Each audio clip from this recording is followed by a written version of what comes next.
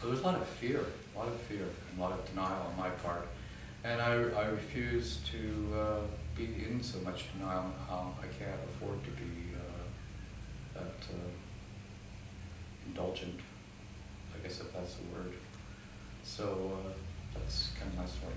Through the 80s, a lot of my friends started dying. We really didn't know. I don't even think it was called AIDS then. They were dying of cirrhosis of the liver or something else. And I remember when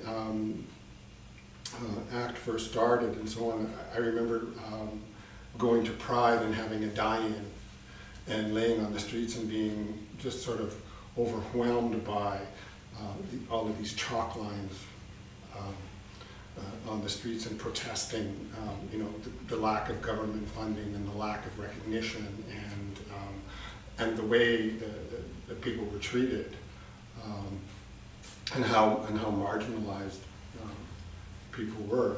And then I remember celebrating Pride, and at one time Pride was important to celebrate because it might be our last one, sort of thing. And I remember that sort of overwhelming sensation of grief and wondering whether this is my last one. And particularly the first year after my diagnosis, every single marker for my life, my mother's birthday, my own birthday, my sister's, my anniversaries, whatever it was my last 4th of July, my last you know, long weekend in September. I mean, for the first year I marked everything because I never thought I was going to see another one. And now Pride has become,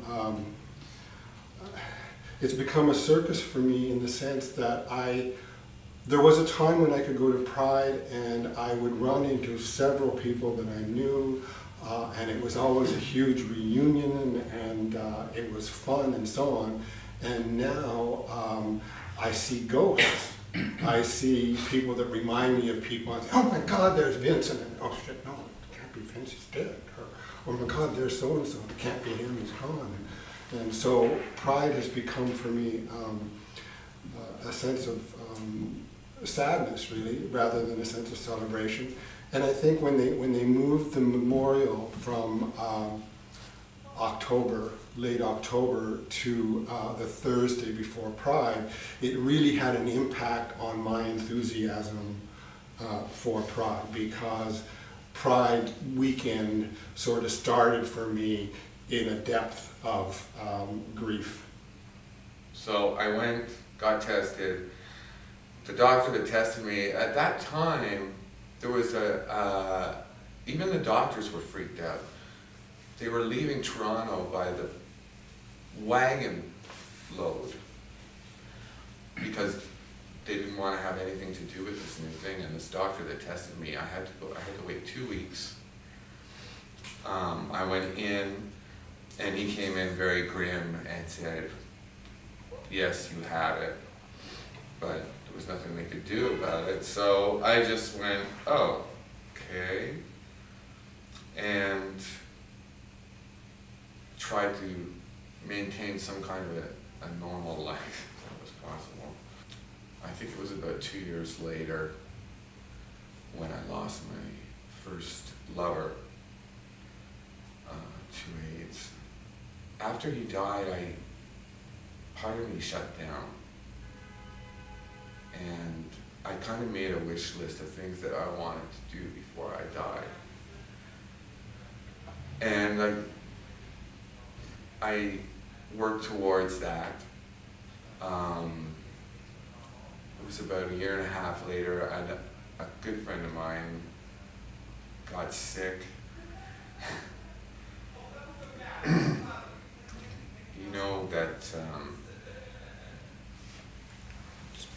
you really love somebody when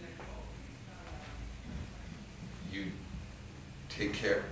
There's things about being human that we don't talk about, but when somebody's really sick that have to be done, like changing diapers and cleaning somebody up and messy stuff, but for some reason it just connects, doing that for somebody else connected me with my humanity. I was always struck by my very sick friends who still were able to participate in Pride. And I had a huge sense of admiration for them when a friend of mine who was confined to a wheelchair made it a positive thing. I mean, he decorated his wheelchair for Pride with rainbow colors and balloons and so on.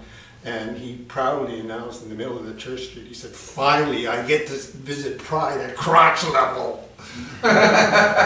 So it just made it a positive thing, and my heart just broke because I thought, my God, I didn't think I would be able to do that, and he was such an inspiration to me, and I wanted to get where he is, and I'm not sure that I ever could get there. 83 was the first death that I experienced, and I partied for another year. I figured, you know, I don't go to New York to party, so everything was based on people who had been to New York or San Francisco, but more so New York for some reason, especially in Toronto. And I think I was lucky in the sense that I had come to terms with my abusive drug use around that time. And so I went into a treatment program, and I remember coming out feeling, coming into this, what appeared at that time to be a crisis, thinking I'm sober and clean, and somehow the party switch went off, and then my friends started dying. And it got closer, the circles got closer and closer. So what happened for me was union and forming a family, and I think that's where I connected with straight, it was a pseudo-straight, lesbian, and gay family that I created for myself as a support system. And the fundamental,